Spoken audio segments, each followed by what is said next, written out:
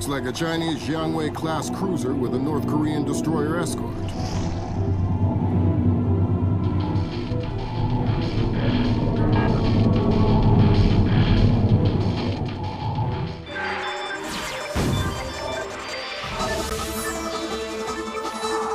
Events in the Yellow Sea took a turn for the worse today when North Korean and Chinese forces blockaded and boarded a Japanese cargo ship. The North Korean government released no official statement, and their ambassador remained out of contact. While at the UN, Chinese Ambassador Long Dan urged the U.S. and her longtime Japanese allies to remain calm, calling the blockades a legitimate response to what the rest of Asia views as a possible remilitarization of Japan. This blockade is an act of war. The NSC is working on a formal response, and they've ordered the USS Walsh to close at flank speed.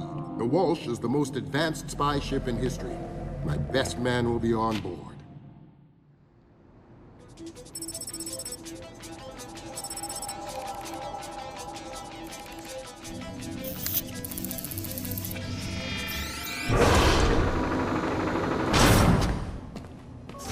What do you know?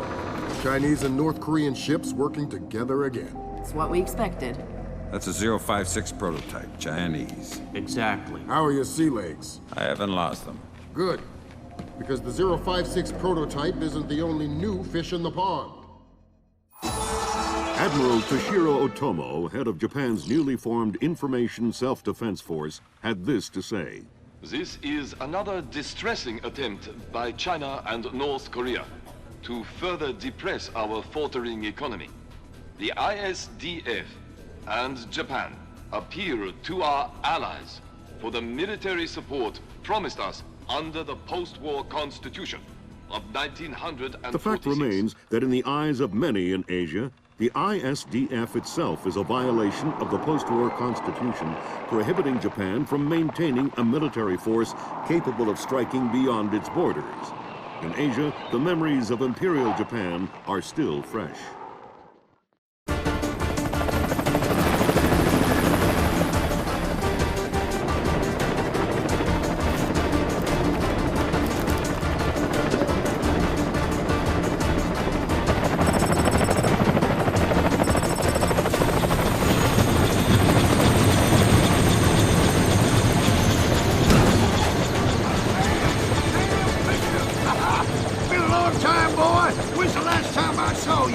I'm afraid I have no recollection of that, Senator. That's right. It has been a while. Nice condom you got here. Well, thanks. I got a space set up for you in the forecastle. You can make yourself to home and, no one will even know you're here.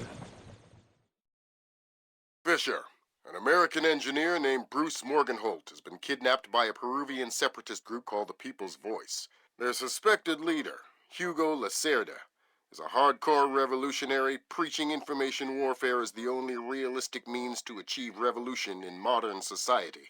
We need you to get in there and recover or destroy any information Morgenholt may have been forced to divulge, and if possible, rescue him. As for Lacerda, he's just been bumped onto our target of opportunity list. So if you have a shot, take it.